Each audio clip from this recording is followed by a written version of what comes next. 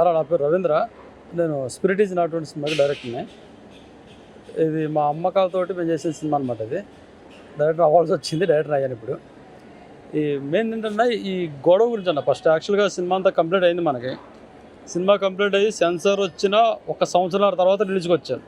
డబ్బులు లేక ఆగి 2024 9 సెన్సార్ వచ్చింది. ఆ తర్వాత మళ్ళీ మనం 1 సంవత్సరం ఆగి సినిమా రిలీజ్ కోసం వచ్చాం. ఇక ఇదే ఛాంబర్లో మనం ఫస్ట్ ఒక ప్రెస్ మీట్ పెట్టుకోవడం జరిగింది. అది ఏప్రిల్ 27 తారీఖు ప్రెస్ మీట్ పెట్టాము. అప్పుడు దాకా బాగానే ప్రశాంతంగా జరిగింది. ప్రెస్ మీట్ అయిపోయిన తర్వాత ఇప్పుడు మనకి సందీప్ వాంగ వాళ్ళ మేనేజర్ నుంచి ఒక ఫోన్ కాల్ వచ్చింది. వచ్చేసి మీరు ఏంటి ఇలా స్పిరిట్ అనే సినిమా చేశారంటే అవునన్నా spirit is not only cinema చేసాం, కంప్లీట్ అయిపోయింది, రిలీజ్కి ఉందన్న మే నెలలో అని చెప్పాము. సరే మాట్లాడాడు. తర్వాత ఫోన్ పెట్టేసి మెసేజ్ చేసి ఒకసారి అడ్రస్ కూడా అడిగాడు, ఇంటి నెంబర్ కూడా పెట్టాను, మొత్తం ఊరి పేరు డీటెయిల్ చెప్పాను. చెప్పిన తర్వాత సరే నేనేమనుకున్నానంటే సినిమా చేశారా వీళ్ళు, వాళ్ళు పెద్ద సినిమా కదా, నిజంగా వీళ్ళు సినిమా చేశారా ఏంటి డీటెయిల్స్ కనుక్కుంటారేమో, ఓవరాల్ ఒకసారి అడిగేసి చెప్తారు అనుకున్నాను. అంటే ఈ ఫాటప్లో నుంచి నేను ఇలా చేస్తారంటే ఆ రోజు అడ్రస్ ఇచ్చేవాడిని కాదు, ఫోన్ పెట్టమని చెప్పేవాడిని. కానీ మనోడు అలా చేసాడు, అయిపోయింది. నిన్న తర్వాత ఫోన్ రావాలి వాళ్ళ దగ్గర నుంచి మనకి.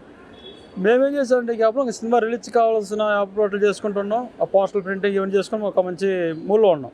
సినిమా రిలీజ్ అయిపోతుంది, ఏమో మా కళ తీరిపోయింది, ఇంకేముంది గట్టిగా చేసుకోవచ్చు. థియేటర్లు కూడా ఇక్కడ ఒక అతను కూడా థియేటర్లో 1 థియేటర్లు ఇప్పిస్తారంటే ఆ అమౌంట్ అంతా అడిగి పెట్టుకున్నాం, అంతా రెడీగా ఉంది. మే నెలలో 22 అనుకున్నాం, మిస్ అయింది 29, పక్క రిలీజ్ చేద్దామని ప్లాన్తో ఉన్నాం, ప్రీపెల్గా ఉన్నాం. 13వ తారీఖు మనకి టీ సిరీస్ నుంచి ఒక నోటీస్ వచ్చిందన్న. అది ఊరికి వెళ్ళింది, అడ్రస్ తీసుకున్నారు కదా, సందీప్ అడ్రస్ తీసుకొని దీనికోసం వాళ్ళ మేనేజర్ తీసుకుని ఊరికి నోటీస్ వెళ్ళింది. నోటీస్ వెళ్ళిన తర్వాత చదివించాము. అక్కడ నోటీసులు ఏముందంటే ఈ స్పిరిట్ ఈజ్ నాట్ ఓన్లీ సినిమాని ఆపేయండి, దీన్ని ఎక్కడ కూడా రిలీజ్ చేయొద్దు, ఏ ఓటీటీలో కానీ ఎక్కడ కూడా రిలీజ్ చేయలేదు, ప్రమోషన్ కూడా ఆపేయండి, ఉన్న ప్రమోషన్స్ కూడా తీసేయండి, ఇప్పుడు దాకా వీడియోస్ తీసేయండి అని చెప్పి దాంట్లో చాలా గుప్తంగా ఉంది. అలా తీయకపోతే ఖచ్చితంగా నేను మీ మీద క్రిమినల్ కేసు తీసుకుంటానని చెప్పేసి టీ సిరీస్ నుంచి నోటీస్ రావడం జరిగింది. ఇదేంట్రా బాబు, నేను చేసి సినిమానా మర్డర్ చేశాననే డౌట్ వచ్చింది మాకు. మర్డర్ చేస్తే అప్పుడు క్రిమినల్ కేసు పెట్టుకున్నా బాగుంటుంది. నేను చేసి సినిమా కదా, సినిమాలో చంపేసాను కొంతమందిని, బయట అయితే కొన్ని చంపలేదు, ఎందుకంటే ఆ కథ లాంటిది కాబట్టి. సరే అయిపోయింది. ఇదే నాకు మెసేజ్, నాకు ఎప్పుడైతే నోటీస్ వచ్చిందో వెంటనే ఎవరైతే నాకు ఫస్ట్ ఫోన్ చేశారు కదా సందీప్ వంగ మేనేజరు, ఆయనకి వెంటనే నోటీస్ పంపించి మెసేజ్ పెట్టాను.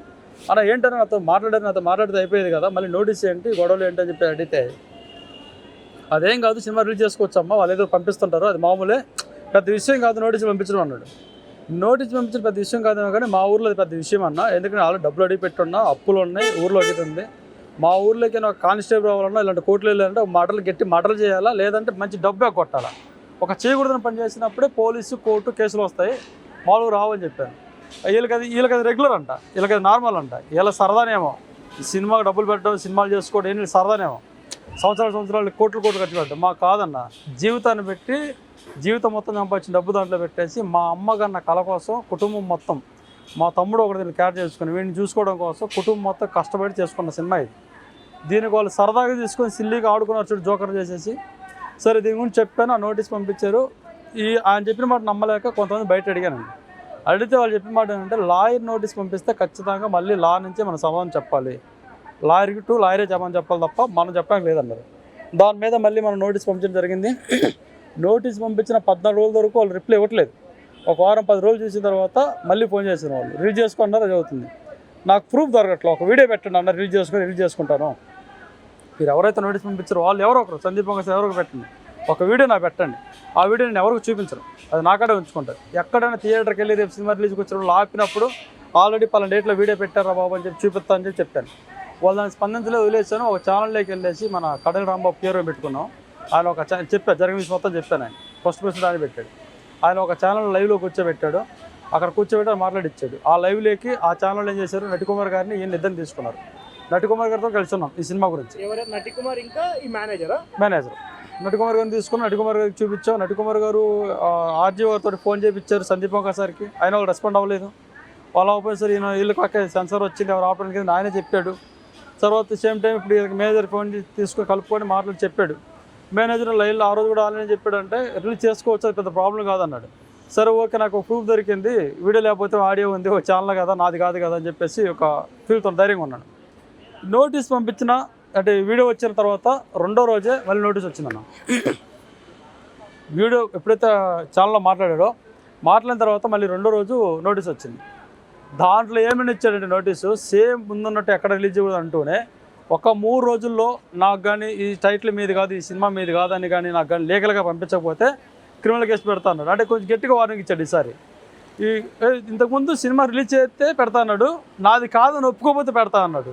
కొంచెం ఇది మరీ భలే ఉందని చెప్పేసి ఇది లాయర్ పంపించాడు. ఈసారి లాయర్ ఉన్నాడుగా, లాయర్నే పంపించాడు, మాట్లాడాడు. ఇది వచ్చిన తర్వాత నేను మళ్ళీ ఆయనకు సేమ్ యథావిధిగా సందీప్ వంగ మీద ఫోన్ చేశాను, జరిగే విషయం చెప్పాను. అప్పుడు ఈయన కూడా బెదిరించి మొదలుపెట్టాడు. అది పెద్ద సినిమా, పెద్ద బ్యాండు, మీకు అర్థం కాదు టీ సిరీస్ అంటే ఏంటి, అది 30 సంవత్సరాల నుంచి ఉంది, ఇండస్ట్రీ పెద్ద తోపు, అసలు మొత్తం వాళ్ళే తోపు అని చెప్పారు. ఇక్కడ సందీప్ వంగారెడ్డి గారు, ఇక్కడ ప్రభాస్ గారు ఏమనుకుంటున్నాం అన్నారు. నేనేమనుకోవట్లేదన్నా, అనుకునేది మీరే పంపించారు నోటీసు, మీరు పంపించి మీరే క్లియర్ చేసుకోవాలన్నాను. మీరు అయితే నోటీస్ పంపించొద్దు అన్నాడు. నేను పంపిస్తా, ఎందుకంటే రిప్లై ఇవ్వాలంట, మీరు క్వశ్చన్ అడిగినప్పుడు నేను ఆన్సర్ ఇవ్వాలి, నేను నోటీస్ పంపిస్తానని చెప్పి నేను చెప్పాను. మనోడు నేను కూడా సమాధానం ఏం చెప్పానంటే, అన్న మీరు 30 సంవత్సరాల ఇండస్ట్రీ ఉండొచ్చు, మంచి బడ్జెట్ ఉండొచ్చు, చాలా కోట్లు ఉండొచ్చు, ఏ కోట్లు నాకు అనవసరమైంది. మాకు ఇక్కడ కనబడుతుంది ఏంటంటే మా సినిమా, మా కష్టం, మా కళ, మా అమ్మ కళ అనేది మా తమ్ముడు సినిమా రిలీజ్ చేసుకోవాలి. మా అమ్మ కూడా దగ్గర 40 సంవత్సరాల నుంచి కష్టపడే కళ ఇది. ఎందుకంటే 13 సంవత్సరాలు వచ్చింది, ఇలా 50 మా అమ్మకి. మీరు ఆలోచించుకొని మీకంటే పెద్దదే మాది గోలు. నేనైతే మిమ్మల్ని గెలుక్కోవాలి, మీరు గెలుక్కుంటున్నారు, కాంప్రమైజ్ అవ్వండి, వదిలేయండి, సినిమాకి నా సంబంధం మీరే పంపిస్తే నేను వదిలేస్తాను. ఇదే మాట నేను లాయర్ చెప్తే, లాయర్ ఓకే వాళ్ళు అట్ట కాదులే, నేను వాళ్ళు ఎవరైతే నాయక్ కంపెనీ లాయర్ ఉన్నారో టీ సిరీస్ వాళ్ళు, వాళ్ళతో మాట్లాడుతా అన్నాడు. మీ లోపు ప్రభాస్ గారితో వాళ్ళది అడ్రస్ తీసుకో, ఇంటి అడ్రస్లో పంపించు, వాళ్ళు కూడా పంపిద్దాం అన్నాడు. నేను ఈ అడ్రస్ తీసుకుని పంపించని ఫోన్ చేస్తే మా లాయర్ ఫోన్ ఎత్తట్లా. ఫోన్ చేసి మొత్తుకో మెసేజ్ పెట్టుకో 10 రోజులు ఎత్తట్లా. అక్కడ భయం వేసింది మళ్ళీ, అమ్మ ఇదేంటారా లాయర్ కూడా రావట్లేదు, వీళ్ళేమో రిలాక్స్ అయినారు, వాళ్ళేమో రావట్లేదు, వేరే పెద్ద మనిషి మనకి సపోర్ట్ చేస్తారు మనిషి, ఆయన కూడా నేను చేయను అన్నాడు. ఇప్పుడు ఏంటి పరిస్థితి అనేది నటికుమార్ గారు, నేను ఎందుకు చేయాలమ్మా అని అడిగారు. ఇదేంటో పరిస్థితి అని చెప్పి సపరేట్ అయితే, అప్పుడు మన కళ్యాణ రాంబాబు అన్న, నీకు ఒకటే దిక్కు, అందరికి దిక్కు ఒకటే, ఇది కన్ను అంటారు కదా, 4 ఒరిజినల్ కన్ను ఒకటి ఉంటుంది అంటారు కదా, 4వ కన్ను 3వ కన్ను అని, శివుడు కన్నాగా ఆ మీడియా ఉందని చెప్పేసి మీడియా ముందుకు వచ్చామన్నాడు. ఎక్కడ ప్రెస్ మీట్ పెట్టాను, ఈ ప్రెస్ మీట్లో పెట్టి ఏం అడుగుతుంటే అప్పటి నుంచి కూడా, నాకు క్లియరెన్స్ లెటర్ ఇవ్వండి, స్పిరిట్ ఈజ్ నాట్ వాడికి స్పిరిట్కి సంబంధం లేదు, స్పిరిట్ రాజు వాళ్ళదే, సెన్సార్ వచ్చి రిలీజ్ చేసుకో, ఆ సంబంధం లేదు. ఒక్క టీం అంటే వాళ్ళు ఇవ్వకపోగా నానబెట్టి 2 నెలల తర్వాత మొన్న ఒకసారి మళ్ళీ మాట్లాడితే క్లియరెన్స్ లెటర్ ఇస్తారని చెప్పేసి ఒక నోటీస్ మళ్ళీ పంపించారు. దానికి క్లియరెన్స్ లెటర్ అని చెప్పాడు. అక్కడ విషయం ఏంటంటే క్లియరెన్స్ లెటర్ కాదన్నది, తెలుగు మాత్రమే సినిమా రిలీజ్ చేసుకోవాలి, అది కూడా థియేటర్స్కే, ఓటీటీ కానీ యూట్యూబ్ కానీ ఎక్కడ ఉండొద్దు అని చెప్పేసి చెప్పారు. నేనేమన్నానంటే, ఈయన మళ్ళీ ఏదో ఫోన్ చేసి, అన్న బాగుందన్న మీరు చెప్పింది, తెలుగు నాదే, మీరు తెలుగులో ఆపుకోండి, మీ స్పిరిట్ని తెలుగులో ఆపుకోండి, నేను తెలుగులో రిలీజ్ చేసుకుంటాను, తప్పులేదు కదా, మీరు అంత చేసుకున్నప్పుడు చెప్పాను. సరే వాళ్ళు అలా ఎందుకు ఒప్పుకుంటారండి, అయితే నేను ఎందుకు ఒప్పుకుంటాను అన్నాను. సరే నీకు ఎలా కావాలో చెప్పండి, మళ్ళీ చెప్తున్నాను కదా, నాకు కావాలి స్పిరిట్ ఈజ్ నాట్ వాడికి నా సౌందర్యం పెట్టండి అంతే. అలా అడుగుతున్న మళ్ళీ ఇంకోటి రాసి పంపించాడు, దాంట్లో కూడా ఇలాగ ఉంది. ఇది కాదన్న మీతో నాకు వాదనలు కష్టం లేదు, మీరు ఎలాగ చేస్తారని చెప్పేసి అన్న నోటీస్ వచ్చింది. అది తీసుకొచ్చి మళ్ళీ బతిలాడుతామంటే మా లాయర్ గారు ఏం చెప్పారంటే, ఇప్పుడు ఒక లాయర్ పెట్టుకున్నాను మళ్ళీ, ఈ మధ్య లాయర్ బయటకు రావట్లేదులే, వెనక మొత్తం సైజ్ లాయర్ వేస్తున్నాడు. ఆ లాయర్ మాట్లాడుకుని లాయర్ ఏం చెప్పాడంటే, ఇలా కాదు నువ్వు నోటీస్ ఇచ్చేసి ఏమొద్దు, కేసుకి వెళ్ళిపోదాం అన్నాడు. కేసుకి వెళ్ళిపోదాం అంటే సరే అని చెప్పేసి ఆయన మాట ప్రకారం ఆ ప్రెస్ మీట్ జరిగింది.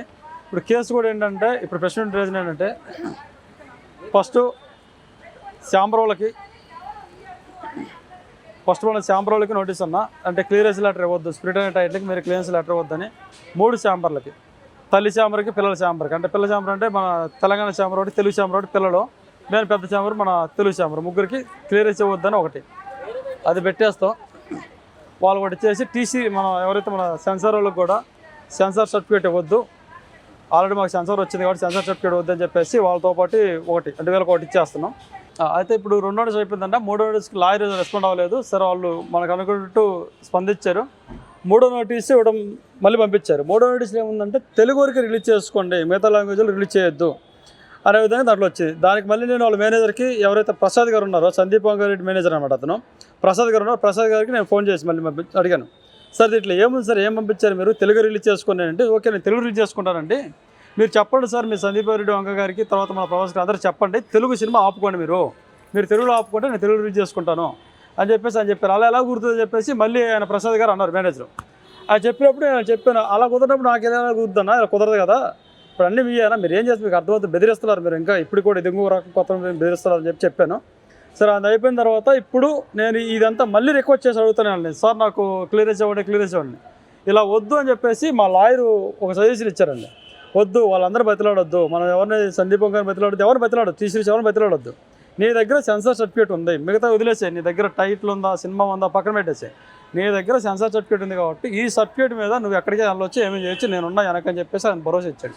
ఇప్పుడు దాని మీద మనం ఇప్పుడు ఏం చేస్తున్నాం ఆయన చెప్పిన మాట ప్రకారం ఈ 3 ఛాంబర్లకి తెలుగు ఛాంబర్ ఏమైతే తెలుగు ఛాంబర్ కానీ తెలంగాణ ఛాంబర్ ఏమున్నాయో ఈ ఛాంబర్లకి రిక్వెస్ట్ లెటర్ ఆల్రెడీ మేము ఇదిగో స్పిరిటిజం ఆర్డర్ మేడం సెన్సార్ తెచ్చుకొని ఉన్నాం, ఇది రిలీజ్కి రెడీగా ఉన్న దానికి వాళ్ళే కావాలని లాపారు.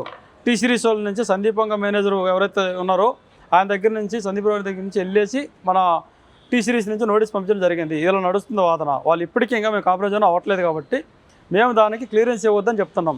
స్పిరిట్ అనే సినిమాకి క్లియరెన్స్ మీరు ఇవ్వద్దు, ఎందుకంటే ఆ సినిమా టైటిల్ నాది, దాని ముందు వెనక ఏ పేర్లు పెట్టుకున్నా సరే స్పిరిట్ మెయిన్ టైటిల్, దాన్ని ఇవ్వద్దని చెప్పేసి మన వాళ్ళందరికీ ఇప్పుడు నోటీస్ పంపించడం జరిగింది. అంటే ఆల్రెడీ రాపించి పెట్టాను, రేపు పంపించేస్తాను నోటీస్. సేమ్ వేలో పంపించినట్టే మన ఎవరైతే సెన్సార్ ఆఫీస్ ఉందో వాళ్ళు కూడా పంపిస్తాం సెన్సార్ ఆఫీస్కి. వాళ్ళ దగ్గర మాకు సర్టిఫికేట్ ఇచ్చారు కాబట్టి నాకు వచ్చే సర్టిఫికేట్ని మళ్ళీ వాళ్ళకి ఇవ్వద్దు. మీరు స్పిరిటిజం ఆర్డర్ నేను తీసుకున్న ఆల్రెడీ 24లో వచ్చింది. నా సినిమా రిలీజ్ అయ్యి మళ్ళీ నేను క్లియరెన్స్ ఇచ్చేంతవరకు స్పిరిట్ సినిమాకి మీరు సెన్సార్ ఇవ్వడానికి లేదు. అలా ఇచ్చారంటే ఖచ్చితంగా ఎవరైతే ఇస్తారో ఎవరైతే వాళ్ళు క్లియరెన్స్ ఇచ్చి సెన్సార్ ఇస్తారో సంతకాలు ఉంటే వాళ్ళందరినీ చర్య తీసుకుంటాను, వీళ్ళు కూడా పంపిస్తాను. సేమ్ టైం వీళ్ళిద్దరు చెప్తూ మీడియా దగ్గర నుంచి మన ఓటీటీ ఛానల్స్ ఏమైతే ఉన్నాయో యూట్యూబ్ ఛానల్స్ ఏమైతే వీళ్ళందరూ కూడా ఏం చెప్తున్నానంటే స్పిరిట్ అనే టైటిల్ ఎవరు వేసినా ఎవరు ఎక్కడ వేసుకున్నా మేము కోర్టు నుంచి నో కాపీ రైట్స్ మేము కేసు చేస్తాం. ఇది పక్కా క్లారిటీగా మా క్లారిటీ చేసేస్తాం. మీరు నో కాపీరైట్ కేసు చేయాలంటే మరి మీకు నో కాపీరైట్ మీదని చెప్పి మీరు కాపీరైట్ రిజిస్ట్రేషన్ చేయించుకోరా? అలా సెన్సార్ వచ్చిందన్న సినిమాకి. నాకు తెలిసిన సినిమా వరకు ఏంటంటే సినిమా సంబంధించి ఫైనల్ డిసిషన్ సెన్సార్ కాపీ. నేను స్పిరిట్ గురించి మాట్లాడుతున్నాను, నేను సెన్సార్ గురించి మాట్లాడుతున్నాను. ఇప్పుడు స్పిరిట్ టైటిల్ గురించి నేను మాట్లాడుతున్నాను. ఎవరు వాడినా నేను వేస్తా అన్నావు కదా, సో ఇప్పుడు అది నువ్వు కాపీరైట్ చేయించుకున్నావా స్పిరిట్ అనేది? ఇప్పుడు కోర్టులో వేస్తున్నాను కదా, నేను కోర్టులో ఆల్రెడీ వేస్తాను, నేను ఆల్రెడీ కోర్టులో వేస్తున్నాను, తెచ్చుకో కోర్టులో వేస్తున్నాను. సరే ఇలా జరుగుతుందంటే ఇది పరిస్థితి, కోర్టులో వేసేది అదే కదా. ఇప్పుడు కోర్టులో వేసేసి నేను అప్పుడు ఆ నోటీస్ తీసుకొని అక్కడి నుంచి కేసు నుంచి పర్మిషన్ తీసుకొని కోర్టు నుంచి దీన్ని పెట్టే వేస్తాను. నేను ఏవైతే కోర్టు నెంబర్స్ నాకు కేసు నెంబర్ ఉంటుందో ఆ నెంబర్ తోటి వేస్తాను. ఆల్రెడీ ఈ టైం నేను కేసు వేసాను కాబట్టి దీన్ని ఎవరు పెట్టంగా చెప్పేసి అది పంపిస్తాను వాళ్ళకి. ఊరికి నేను చెప్తే ఆగరు కదా వాళ్ళు, అక్కడి నుంచి ప్రూఫ్ ఉంటే ఆపుతారు కదా, ఆపోతే వాళ్ళు కూడా ఒప్పుకోరు కదా కాపీరేట్ చేస్తాను. నాకు ఖచ్చితంగా నేను కోర్టు నుంచి వేపిస్తాను, కోర్టు నుంచి నేను లీడ్ తీసుకొని వేస్తాను, లీగల్గానే వేస్తాను. ఓకే, ఈ టైంలో మీరు ఎప్పుడన్నా సందీప్ రెడ్డి వంగ గారిని కానీ ప్రభాస్ గారిని కానీ ఎవరైనా కలవడానికి ట్రై చేశారా? అసలు ఎలాంటి రెస్పాన్స్ వచ్చింది? వాళ్ళ ఇంటి అడ్రస్లు తీసుకోవడానికి వెళ్ళినప్పుడు వాళ్ళు ఇంటికి వెళ్ళాను తప్ప కలవడానికి ప్రయత్నించడానికి ఎవరు రావట్లే. ఎంతసేపు ఇంకొక మేనేజర్ వచ్చాడు, ఇంతకుముందు శివప్రసాద్ గారు అని ప్రసాద్ గారు వచ్చారు, ఇప్పుడు దాకా ఏం నడిపించాడు. ఇప్పుడు ఇంకొక మేనేజర్ వచ్చేసి పాప అతని మీద చాలా జాలిపడ్డాడు. అతని పేరు అజిత్ రెడ్డి ఏదో చెప్పాడు, అతని పేరు రెడ్డి పేరు చెప్పాడు. సందీప్ వంగారెడ్డి మేనేజరే, సెకండ్ మేనేజర్ అయినా, ఆయన ఎగ్జిక్యూటివ్ ప్రొడ్యూసర్ అంట, ఎవరు మన ప్రసాద్ గారు మేనేజరు, ఆయన కింద మేనేజరు. ఈయన పాప నిన్న ఫోన్ చేసి చాలా ప్రేమతోటి నా మీద జాలిపడి నాకు మంచి అవకాశం ఇచ్చాడు. ఏంటంటే మీరు చాలా తొందరగా షార్ట్అవుట్ చేస్తా అన్నాడు. 3 నెలల నుంచి తిరుగుతున్నా, 3 నెలల నుంచి మొత్తుకుంటున్నా మీడియా ముందు అంతలెక్కల, ఈరోజు షార్ట్అవుట్ చేస్తాను. షార్ట్అవుట్ చేయడం ఏంటంటే నేను అడుగుతున్నా కదా, షార్ట్అవుట్ చేసి నాతో మాట్లాడడం ఎందుకు, నేను మాట్లాడమని చెప్పట్లేదు కదా.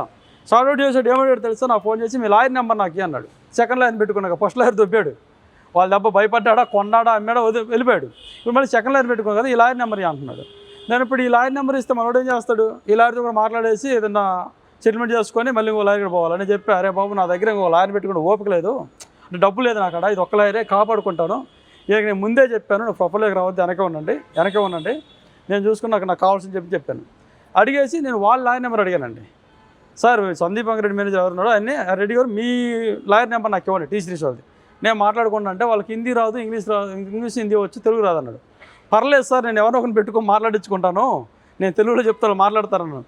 అలా కాదు వాళ్ళు ఇవ్వడానికి లేదన్నాడు. అంటే అంత రేంజ్లో ఉండి వాళ్ళ లాయర్ నెంబర్ నాకు ఇవ్వడానికి వాళ్ళు భయపడ్డారు. నా లాయర్ నెంబర్ ఎంత ఈజీగా ఎలా అడిగారు. ఒకటి సేమ్ టైం మళ్ళీ సాయంత్రం ఫోన్ చేసి లాయర్ టు లాయర్ మాట్లాడుకుంటారు అంటారు. లాయర్ టు ఎక్కడ మాట్లాడుకుంటారు, కోర్టులో మాట్లాడుకుంటారు. పదండి అడిగి వెళ్దాం. లాయర్ టు లాయర్ మాట్లాడడానికి నేను మాట్లాడేది ఎందుకు, నేను చెప్పాను మా లాయర్ మాట్లాడాలని నేనే మాట్లాడతాను, ప్రాబ్లం నాది, నా ప్రాబ్లంకి లాయర్ని పెట్టుకున్నా తప్ప లాయర్ ప్రాబ్లంకి నేను పెట్టుకోలేదు, కాబట్టి మనం మాట్లాడదాం మీ లాయర్తో నేను మాట్లాడతాను చెప్పాను. అలా కాదన్నారు. అలా కాదంటే కోర్టులో మాట్లాడాలి సార్, లాయర్ టు లాయర్ అయితే కోర్టులో మాట్లాడుకోవాలి, మరి కోర్టు ఉంది కదా బాగోదు కదా, కోర్టుకి సంబంధించిన కదా లాయర్లు అంటే, ఇక్కడ మన ప్రాబ్లం సాల్వ్ అయినప్పుడు ఆడికి వెళ్ళాలి, ఆడే మాట్లాడుకుంటారు, అప్పుడు ఫేస్ టు ఫేస్ మాట్లాడదని చెప్పాను. మనోడి దగ్గర నుంచి ఇంకా అది క్లారిటీ లేదు, ఈరోజు మాట్లాడుతున్నాడు వద్దని చెప్పేసాను.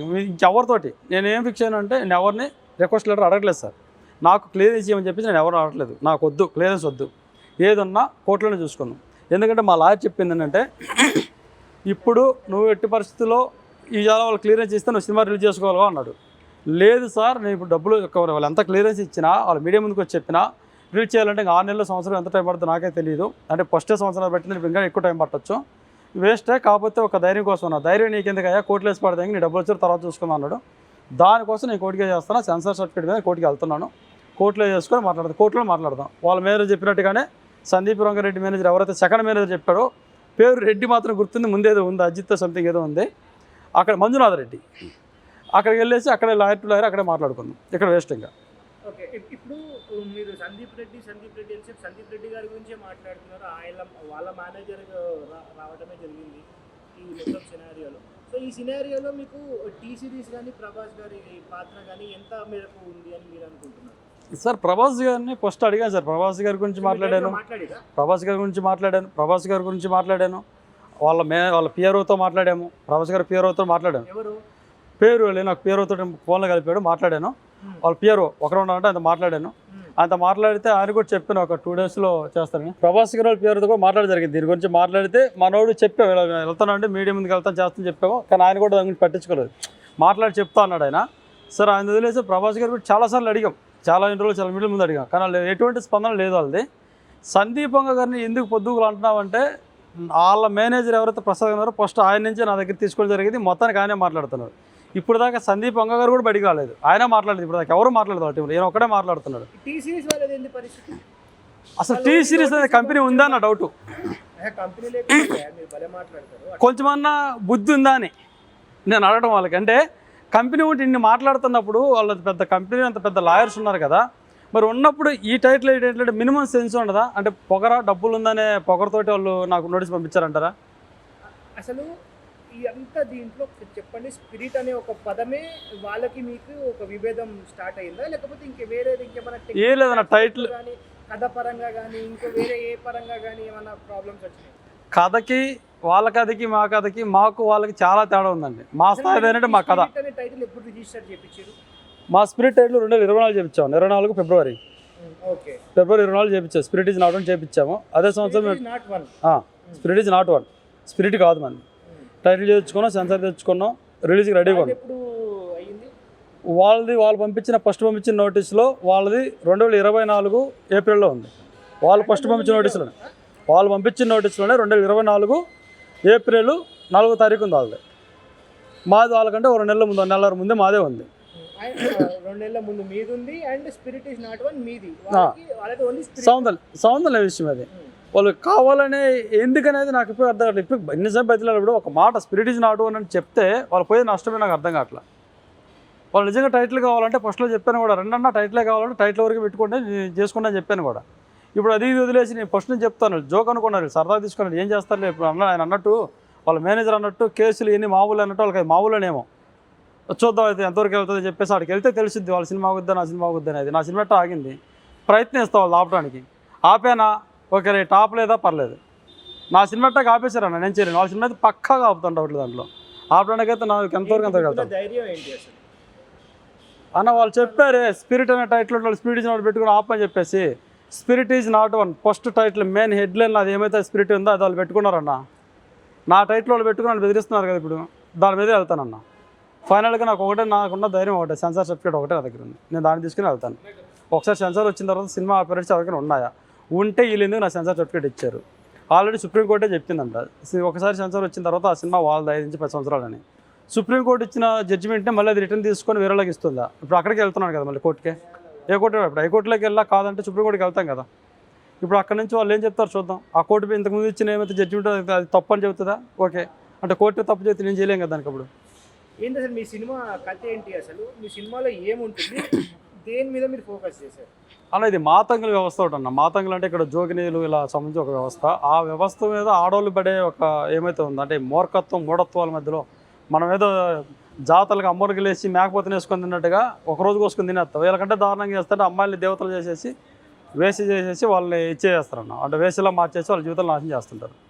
దాని మీద వెళ్తుంది. ఫైనల్లీ ఇప్పుడు మీరు ఏం చెప్దాం అనుకుంటున్నారు, అసలు ఏం చేద్దాం అనుకుంటున్నారు, మీ ఫ్యూచర్ కార్యాచరణ ఎలా ఉండబోతుంది? అలా ఇప్పుడు దాకా బతిలాడ క్లియర్ చేయమని. ఓకే, ఎక్కడైతే వాళ్ళు బతిలాడట్లేదు. వాళ్ళు ఎవరైతే సెకండ్ మేనేజర్ చెప్పినట్టో నేను కోర్టుకి వెళ్తా, కోర్టుకి వెళ్ళేసి కేసు దగ్గర అక్కడే మాట్లాడుకుందాం. అక్కడ లాయర్ ఉంటారు, అక్కడే మాట్లాడుకుంటారు. ఏం జరిగినా కోర్టులో మాట్లాడదాం, బయట మాట్లాడుకోవద్దు. ఇంకెవరితో మాట్లాడదు. వాళ్ళ మేనేజర్కి ఏదైతే నాకు ఎవరో ఫోన్ చేయొద్దు, ఫోన్ చేసి నేను ఎత్తను కూడా. డైరెక్ట్గా మాట్లాడి సందీప్ రెడ్డి వంగ డైరెక్ట్ ఫోన్ చేస్తే మాట్లాడతాను, ప్రొడ్యూసర్ ఫోన్ చేస్తే మాట్లాడతాను. మిగతా ఎవరు ఫోన్ చేసినా మాట్లాడి డైరెక్ట్ కోర్టులోనే, బయట అక్కడ మాట్లాడేదాన్ని. సో ఎప్పుడు కోర్టు notice కేసు. పంపిద్దాం అనుకుంటున్నారు మీరు? ఆల్రెడీ చేసేసాను, ఎల్లుండి అయిపోతుంది. ఎల్లుండి పంపించేస్తారు అయిపోయింది, ఆల్రెడీ మొత్తం టైప్ చేసి పెట్టాను, ఓకే మొత్తం రెడీ చేసి పెట్టాను. రేపు పోస్ట్ చేస్తే ఎల్లుండి ఛాంబర్లోకి వచ్చింది, ఆర్డర్ ఎల్లుండి కోర్టుకి వెళ్ళిపోద్ది ఓకే అంతే. ఎల్లుండి పక్క ఫైల్ ఇంకా అది రెడీ టు కోర్టులో తెలుసుకుందాం ఏదన్నా.